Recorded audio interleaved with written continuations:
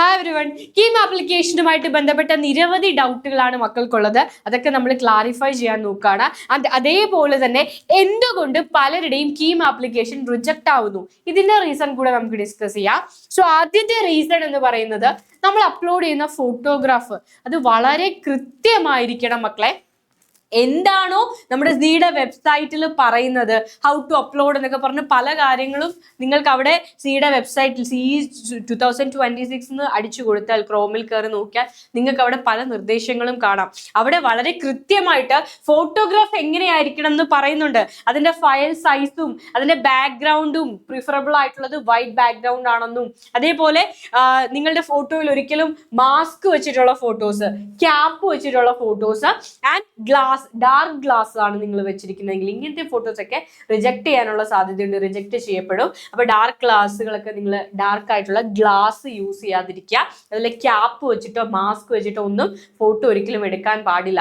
അതേപോലെ അത് JPG ഫോർമാറ്റിലായിരിക്കണം എന്ന് പറയുന്നുണ്ട്. അതിന്റെ ഹൈറ്റും വിഡ്ത്തും ഒക്കെ എത്ര പിക്സൽസ് ആണെന്നൊക്കെ കറക്റ്റ് ആയിട്ട് പറയുന്നുണ്ട്. അപ്പൊ ഇതൊക്കെ ഫോളോ ചെയ്തിട്ടായിരിക്കണം നമ്മൾ ഫോട്ടോഗ്രാഫ് എടുക്കേണ്ടത്. കറക്റ്റ് ആയിട്ട് ഫോട്ടോഗ്രാഫ് അപ്ലോഡ് ചെയ്യണം. അപ്പോൾ അവർക്കറിയാം, അക്ഷയയിൽ ചെല്ലുമ്പോൾ അല്ലെങ്കിൽ നിങ്ങൾ കഫേയിൽ ചെയ്യുമ്പോൾ അവർക്കറിയാം. എന്നാൽ കൂടെ നിങ്ങളും ഇതൊന്ന് ഉറപ്പ് വരുത്തിയേക്കാം. യെസ്. ആൻഡ് അടുത്തത് പറയുന്നത് സിഗ്നേച്ചർ ആണ്. വളരെ പെർഫെക്റ്റ് ആയിട്ടുള്ള സിഗ്നേച്ചർ, അത് ജെന്യുവിൻ ആയിരിക്കണം. ആൻഡ് അതേപോലെ ക്ലിയർ ആയിട്ടുള്ള സിഗ്നേച്ചറും ആയിരിക്കണം. സിഗ്നേച്ചറും എങ്ങനെ വേണം എന്നൊക്കെയുള്ള കാര്യങ്ങൾ നിങ്ങൾക്കത് വായിച്ചു നോക്കിയാൽ മനസ്സിലാകും. Okay, ready. ആൻഡ് അടുത്തത് പറയുന്നത് നേറ്റിവിറ്റിയും ഡേറ്റ് ഓഫ് ബർത്തും ക്ലാസ് 10th സർട്ടിഫിക്കറ്റ് ഇത് കറക്റ്റ് ആയിട്ട് അപ്ലോഡ് ചെയ്തെങ്കിൽ മാത്രമേ നിങ്ങളുടെ ആപ്ലിക്കേഷൻ അവർ കൺസിഡർ ചെയ്യത്തുള്ളൂ. ഇതിൽ യാതൊരു മിസ്റ്റേക്കും വരാനായിട്ട് പാടില്ല. വളരെ കറക്റ്റ് ആയിട്ടുള്ള ഒത്തന്റിക് ആയിട്ടുള്ള പ്രൂഫ് നിങ്ങൾ ഓൺലൈനായിട്ട് സബ്മിറ്റ് ചെയ്യുമ്പോൾ സബ്മിറ്റ് ചെയ്യുക. ഇതിന് ആപ്ലിക്കേഷൻ ഫീ അടയ്ക്കുക, ഇല്ലെങ്കിൽ റിജക്ട് ചെയ്യപ്പെടും. ഇതിൽ SC കാറ്റഗറിക്കും ജനറൽ കാറ്റഗറിക്കും ഫീസ് അടയ്ക്കണം. ജനറൽ എന്ന് പറഞ്ഞാൽ SC ST കാറ്റഗറി ഒഴിച്ചുള്ള ബാക്കി എല്ലാവരെയും ജനറൽ കാറ്റഗറി എന്നാ പറയുന്നത്. ജനറലിനെ ഉള്ളൂ, OBCക്ക് ഇല്ല. അങ്ങനെയാണോ? അല്ല, OBC ഇവിടെ ജനറൽ ആയിട്ട് കൺസിഡർ ചെയ്ത ആ ഫീസാണ് അടയ്ക്കേണ്ടത്. അപ്പൊ SC കാറ്റഗറിക്കും അതേപോലെ ജനറൽ കാറ്റഗറിക്കും ഫീ ഉണ്ട്. ജനറൽ എന്ന് വെച്ചാൽ OBC, ഇപ്പൊ മുസ്ലിം, ഈഴവ കാറ്റഗറി ഒക്കെ അതിലാണ് പെടുക. ഓക്കെ, ജനറലിന് ഫീസിന്റെ കാര്യത്തിലാണ് പറയുന്നത്, അല്ലാണ്ട് റിസർവേഷന്റെ കാര്യത്തിലല്ല. ഫീയുടെ കാര്യത്തിൽ എല്ലാ കാറ്റഗറികളെയും SC ST ഒഴിച്ചുള്ള എല്ലാ കാറ്റഗറീസിനെയും ജനറലിലാണ് പെടുത്തിയിരിക്കുന്നത്. ആപ്ലിക്കേഷൻ ഫീയുടെ കാര്യത്തിൽ മാത്രം. യെസ്. അപ്പോൾ ആ ഫീ അടച്ചെന്ന് ഉറപ്പ് വരുത്തിയെങ്കിൽ മാത്രമേ നിങ്ങളുടെ ആപ്ലിക്കേഷൻ കൺസിഡർ ചെയ്യത്തുള്ളൂ. ഇനി വളരെ ആവർത്തിച്ച് നിങ്ങൾ ചോദിക്കുന്ന ചില ചോദ്യങ്ങളാണ്. ഒരാള് എത്ര ആപ്ലിക്കേഷൻ സബ്മിറ്റ് ചെയ്യണം? അപ്പോൾ ചില കുട്ടികൾക്ക് എഞ്ചിനീയറിങ്ങിനും അതേപോലെ മെഡിക്കലിനും ആർക്കിടെക്ചറിനും ഒക്കെ പോകാൻ ആഗ്രഹം കാണും. അപ്പൊ ഇതിന് സെപ്പറേറ്റ് ആപ്ലിക്കേഷൻ ഫോം സബ്മിറ്റ് ചെയ്യേണ്ടതുണ്ടോ? പല കുട്ടികളും ചോദിക്കും. അപ്പോൾ തീർച്ചയായിട്ടും ചെയ്യരുത്. നമുക്ക് കീമിന് ഒരൊറ്റ ആപ്ലിക്കേഷൻ മാത്രമേ ഉള്ളൂ. അപ്പൊ അത് എഞ്ചിനീയറിംഗ് ആണെങ്കിലും ആർക്കിടെക്ചർ ആണെങ്കിലും നിങ്ങൾ NET എക്സാം എഴുതണം അല്ലെ.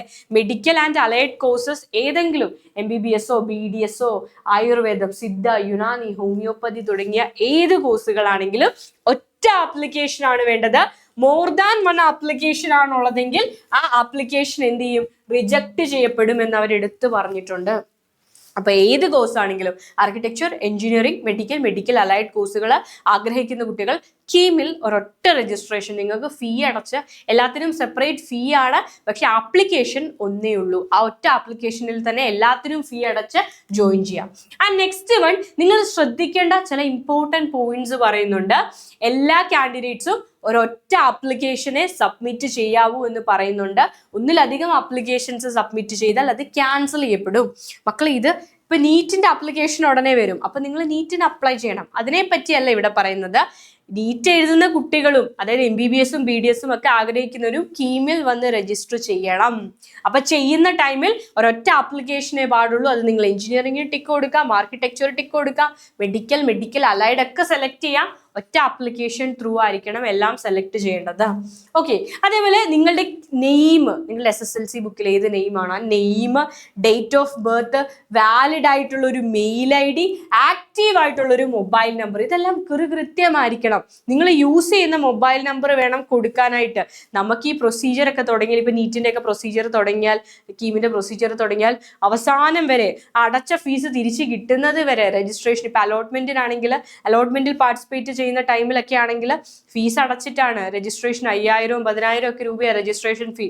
അത് കിട്ടിയില്ല എന്നുണ്ടെങ്കിൽ അത് തിരിച്ചു കിട്ടുന്നത് വരെ നമുക്ക് ഇതൊക്കെ ആവശ്യമാണ്. ഓക്കെ, അപ്പോൾ ഒരു വർഷത്തോളം നീണ്ടു നിൽക്കുന്ന പ്രോസസ്സാണ് ഇതൊക്കെ. റെഡി? അപ്പൊ അതെല്ലാം കറക്റ്റ് ആയിരിക്കണം.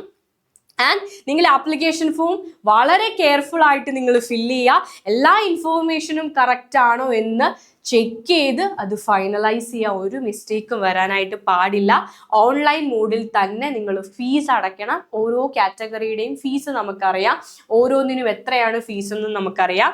ആൻഡ് ക്ലിയർ ആയിട്ടുള്ള ഫോട്ടോഗ്രാഫും സിഗ്നേച്ചറും JPEG ഫോർമാറ്റിൽ തന്നെ ആയിരിക്കണം അവരത് എടുത്തു പറയുന്നുണ്ട്. ദെൻ സർട്ടിഫിക്കറ്റിൻ്റെയും ഡോക്യുമെന്റ്സിൻ്റെയും ഒക്കെ PDF ഫോർമാറ്റ്, എല്ലാം PDF ആയിട്ട് വേണം അപ്ലോഡ് ചെയ്യാനായിട്ട്. PDF ഫോർമാറ്റിലാണ്. ആൻഡ് എല്ലാത്തിൻ്റെയും ഒരു പ്രിന്റ് ഔട്ട് എടുത്ത് വെച്ചേക്കാം. ആപ്ലിക്കേഷൻ സബ്മിറ്റ് ചെയ്തതിന് ശേഷം അതിൻ്റെ പ്രിന്റ് ഔട്ട് നിങ്ങൾ കയ്യിൽ കരുതിയേക്കാം. യെസ്. ആൻഡ് ഇനി ചില കുട്ടികൾ ചോദിക്കുന്നുണ്ട്, can I rectify defects in my online application submission? അതായത് എന്തെങ്കിലും മിസ്റ്റേക്ക് വന്നു, എറർ സംഭവിച്ചു, അത് റെക്ടിഫൈ ചെയ്യാൻ സാധിക്കുമോ, തിരുത്താൻ പറ്റുമോ, അപേക്ഷയിലുള്ള മിസ്റ്റേക്കുകൾ, തെറ്റുകൾ തിരുത്താൻ സാധിക്കുമോ എന്ന് ചോദിച്ചിട്ടുണ്ട്. അപ്പൊ ആപ്ലിക്കേഷന്റെ സമയത്ത് നിങ്ങൾ ചില കുട്ടികൾക്ക് ആപ്ലിക്കേഷൻസ് റിജക്റ്റ് ആവും. അവരുടെ ഫോട്ടോഗ്രാഫിലുള്ള മിസ്റ്റേക്ക്, അല്ലെങ്കിൽ സിഗ്നേച്ചറിലുള്ള മിസ്റ്റേക്ക്, അല്ലെങ്കിൽ അപ്ലോഡ് ചെയ്ത ഏതെങ്കിലും സർട്ടിഫിക്കറ്റിലുള്ള മിസ്റ്റേക്ക് കൊണ്ട് അവരുടെ ആപ്ലിക്കേഷൻസ് റിജക്റ്റ് ആകും. ഓക്കെ, അപ്പൊ നിങ്ങൾ നമ്മുടെ കീമിന്റെ ആപ്ലിക്കേഷൻ പോർട്ടലിൽ ചെല്ലുമ്പോൾ ce.kerala.gov.in CE 2026 കയറിയാൽ മതി. അവിടെ ഒരു മെമ്മോ കാണും. നിങ്ങളുടെ ആപ്ലിക്കേഷൻ റിജക്റ്റ് ആയിട്ടുണ്ടെങ്കിൽ എന്ത് കാണും? ഒരു മെമ്മോ അവൈലബിൾ ആയിരിക്കും. അതിന്റെ ഡേറ്റും കാര്യങ്ങളും ഒക്കെ അനൗൺസ് ചെയ്യും. അത് നിങ്ങളെ അറിയിക്കുക കേട്ടോ. ഓൾറെഡി അപ്ലൈ ചെയ്ത കുട്ടികളോടാണ് പറയുന്നത്. അപ്പൊ ആ ഡേറ്റും കാര്യങ്ങളും ഒക്കെ സിയുടെ വെബ്സൈറ്റിൽ ഉണ്ടാവും. നോട്ടിഫിക്കേഷൻ വരുമ്പോൾ അറിയിക്കും. അതിന് എല്ലാവരുടെയും ഇപ്പൊ നിലവിലുള്ള എല്ലാ പ്രൊസീജിയറും കഴിയണം. ലാസ്റ്റ് ഡേറ്റ് ഒക്കെ കഴിഞ്ഞിട്ടാണ് അത് വരിക. യെസ്, അല്ല എപ്പോഴാണോ അത് വരുന്നത് ആ വരുന്ന ടൈമിൽ നമ്മൾ നിങ്ങളെ ഇൻഫോം ചെയ്യുന്നതായിരിക്കും. അപ്പോൾ ആ മെമ്മോയിൽ നിങ്ങൾ സൈൻ ചെയ്ത് എന്ത് ചെയ്യണം? നിങ്ങളുടെ മിസ്റ്റേക്ക് എന്താണോ അത് റെക്ടിഫൈ ചെയ്യണം, നിങ്ങളത് തിരുത്തണം. അപ്പോൾ അതിനൊരു എൻട്രൻസ് കമ്മീഷണർ അതിനൊരു ടൈം തരും. ആ ടൈമിനുള്ളിൽ തന്നെ ആ മിസ്റ്റേക്ക് റെക്ടിഫൈ ചെയ്ത് കറക്റ്റ് ചെയ്ത് നിങ്ങൾ എന്ത് ചെയ്യാം? നിങ്ങൾക്ക് എന്തെങ്കിലും മിസ്റ്റേക്കോ കാര്യങ്ങളോ വന്നിട്ടുണ്ടെങ്കിൽ അത് തിരുത്താനുള്ളൊരു ടൈം ഉണ്ടാകുമെന്നാണ് അവർ പറയുന്നത്. ക്ലിയർ അല്ലേ? ആ മെമ്മോയിൽ നിങ്ങൾക്ക് കാണാൻ സാധിക്കും എന്താണ് നിങ്ങൾക്ക് പറ്റിപ്പോയ തെറ്റ്. യെസ്. ആൻഡ് ചില കുട്ടികൾ ചോദിക്കുന്നുണ്ട്, ജനറൽ കാറ്റഗറി ആണ്, അപ്പൊ ഞങ്ങൾ ഇൻകം സർട്ടിഫിക്കറ്റ് വെക്കണം. അതായത് നിങ്ങൾക്കറിയാം ചില കാറ്റഗറിയിൽ പെടുന്ന കുട്ടികൾക്ക് ഇപ്പോൾ SC ST OEC registered fisherman കാറ്റഗറിയിലൊക്കെ വരുന്ന കുട്ടികൾക്ക് ട്യൂഷൻ ഫീ ഇല്ല. അത് ഗവൺമെന്റ് സീറ്റിലാണെങ്കിലും സെൽഫ് ഫിനാൻസിങ് സീറ്റിലാണെങ്കിലും അവർക്ക് ട്യൂഷൻ ഫീ അടയ്ക്കേണ്ടതായിട്ടില്ല.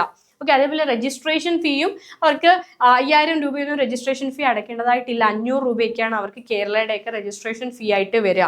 അപ്പൊ അങ്ങനെയുള്ള കുട്ടികൾ മാത്രം ഇൻകം സർട്ടിഫിക്കറ്റ് കൊടുത്താൽ മതിയോ എന്നാണ് ചോദ്യം. അപ്പൊ അല്ല, എല്ലാ കാൻഡിഡേറ്റ്സും ഇൻകം സർട്ടിഫിക്കറ്റ് കൊടുക്കുന്നത്. നിങ്ങൾ ജനറൽ കാറ്റഗറി ആണെങ്കിൽ പോലും നിങ്ങൾ ഇൻകം സർട്ടിഫിക്കറ്റ് കൊടുക്കുക. കാരണം ഒരുപാട് സ്കോളർഷിപ്പും കാര്യങ്ങളും ഒക്കെ അവൈലബിൾ ആണ്. അപ്പൊ നിങ്ങൾക്ക് ആ സ്കോളർഷിപ്പ് ഒക്കെ നിങ്ങൾക്ക് അത് കിട്ടണമെങ്കിൽ അത് നിങ്ങൾക്ക് വാങ്ങണം, നേടിയെടുക്കണം എന്നുണ്ടെങ്കിൽ ഇപ്പൊ തന്നെ നമ്മൾ എന്ത് ചെയ്യണം? നമ്മുടെ ഇൻകം സർട്ടിഫിക്കറ്റ് സബ്മിറ്റ് ചെയ്യുന്നത് തന്നെയാണ് നല്ലത്. അപ്പോൾ കോളേജിൽ കോളേജിൽ നിങ്ങൾ ജോയിൻ ചെയ്യുന്ന സമയത്ത് അവിടെ സ്കോളർഷിപ്പും ഫീ റിഡക്ഷനും കാര്യങ്ങളും ഒക്കെ വരുന്നതായിരിക്കും. അപ്പൊ അവിടെ അത് കിട്ടാൻ വേണ്ടിയിട്ട് നമ്മൾ നമ്മുടെ ആനുവൽ ഇൻകം വെച്ചിട്ടുള്ള ഇൻകം സർട്ടിഫിക്കറ്റ് ജനറേറ്റ് ചെയ്ത് ആ ഇൻകം സർട്ടിഫിക്കറ്റ് എന്ത് ചെയ്യണം? ഇവിടെ സബ്മിറ്റ് ചെയ്യണം. റെഡി അല്ല? അപ്പൊ ഇൻകം സർട്ടിഫിക്കറ്റ് കൊടുക്കുന്നതാണ് ബെറ്റർ. യെസ്. ഓക്കെ. ആൻഡ് ഇനി ചോദിച്ചിട്ടുണ്ട്, SCBC കാറ്റഗറിയിലാണ് കമ്മ്യൂണൽ റിസർവേഷൻ ക്ലെയിം ചെയ്യാമോ എന്ന് ചോദിച്ചിട്ടുണ്ട്. SCBC കാറ്റഗറി എന്ന് വെച്ചാൽ social and economically backward classes ആണ്. ഇപ്പം OBC കാറ്റഗറിയിൽ വരുന്ന ആളുകളൊക്കെ ഇല്ലേ? യെസ്, ഇപ്പോൾ ഈഴവ കാറ്റഗറിയിൽ അല്ലെങ്കിൽ മുസ്ലിം കാറ്റഗറിയിൽ വരുന്ന ആളുകളോടാണ്. അപ്പോൾ നിങ്ങൾ ഒന്ന് ശ്രദ്ധിച്ചോ, നിങ്ങൾക്ക് റിസർവേഷൻ വേണമെന്നുണ്ടെങ്കിൽ, അതായത് എല്ലാ കുട്ടികളെയും ആദ്യം ജനറൽ കാറ്റഗറിയിലായിരിക്കും കൺസിഡർ ചെയ്യുക അഡ്മിഷന്റെ ടൈമിൽ. ഇപ്പൊ ജനറലിൽ നിങ്ങൾക്ക് കിട്ടാൻ സാധ്യതയില്ല എന്നുണ്ടെങ്കിൽ നിങ്ങൾ ഈഴവാണെങ്കിൽ ആ ഒരു കാറ്റഗറിയിൽ റിസർവേഷൻ നിങ്ങളെ കൺസിഡർ ചെയ്യും. അല്ലെ മുസ്ലിം ആണെങ്കിൽ ആ ഒരു കാറ്റഗറിയുടെ റിസർവേഷനിലേക്ക് കൺസിഡർ ചെയ്യും. ഇപ്പോൾ നമ്മൾ നോക്കുകയാണെങ്കിൽ കഴിഞ്ഞ എല്ലാ വർഷങ്ങളിലും ഓപ്പൺ കാറ്റഗറിയിൽ 1000 റാങ്കിനുള്ളിൽ വന്നവർക്കാണ് MBBS സീറ്റ് കിട്ടിയത്. എന്നാൽ മറ്റു പല കാറ്റഗറിയിലും അതിൽ കൂടുതൽ കുറച്ച് റാങ്ക് പിന്നിലാണെങ്കിൽ പോലും കിട്ടിയിട്ടുണ്ട്. അപ്പോൾ ആ ഒരു റിസർവേഷൻ നിങ്ങൾക്ക് ക്ലെയിം ചെയ്യണമെങ്കിൽ തീർച്ചയായും നിങ്ങൾ എന്ത് വാങ്ങണം? NCL സർട്ടിഫിക്കറ്റ് വാങ്ങണം കേട്ടോ. OBC NCL സർട്ടിഫിക്കറ്റ് നിങ്ങൾ വാങ്ങണം. ആ ഒരു NCL സർട്ടിഫിക്കറ്റ് മസ്റ്റായിട്ടും നിങ്ങളുടെ കയ്യിൽ ഉണ്ടായിരിക്കണം. അതും അവർ പറയുന്നുണ്ട് എന്ത് പേർപ്പസിനാണ്? എഡ്യൂക്കേഷൻ പേർപ്പസിനാണ് കേട്ടോ. വില്ലേജ് ഓഫീസറുടെ കയ്യിൽ നിന്നാണ്. കീമിന് വേണ്ടി നമ്മൾ സർട്ടിഫിക്കറ്റ് കളക്ട് ചെയ്യേണ്ടത്. നീറ്റിനാണെങ്കിൽ തഹസിൽദാറുടെ കയ്യിൽ നിന്നാണ്. സോ കീമിന് വേണ്ടിയിട്ട് വില്ലേജ് ഓഫീസറുടെ കയ്യിൽ നിന്നും വിദ്യാഭ്യാസത്തിനുള്ള എഡ്യൂക്കേഷണൽ പേർപ്പസിനുള്ള NCL നോൺ ക്രിമിലിയർ സർട്ടിഫിക്കറ്റ് മക്കൾ മസ്റ്റായിട്ടും എന്ത് ചെയ്യണം? അപ്ലോഡ് ചെയ്യേണ്ടതായിട്ടുണ്ട്. അപ്പോൾ OBC NCL സർട്ടിഫിക്കറ്റ് നിങ്ങൾ എന്ത് ചെയ്യണം? എടുക്കണം. ഓക്കെ അല്ലേ? ക്ലിയർ അല്ലേ? എന്നാൽ മാത്രമേ നിങ്ങൾക്ക് റിസർവേഷൻ കിട്ടത്തുള്ളൂ. അല്ലെങ്കിൽ നിങ്ങളെ ആ ഒരു കാറ്റഗറിയുടെ റിസർവേഷനിലേക്ക് പരിഗണിക്കില്ല. റെഡി? അപ്പൊ ഇത്രയും കാര്യങ്ങളാണ് ഇന്ന് ഡിസ്കസ് ചെയ്യുന്നത്. ഇനിയും ഒരുപാട് കാര്യങ്ങളുമായിട്ട് നമുക്ക് വീണ്ടും മീറ്റ് ചെയ്യാം. Bye bye.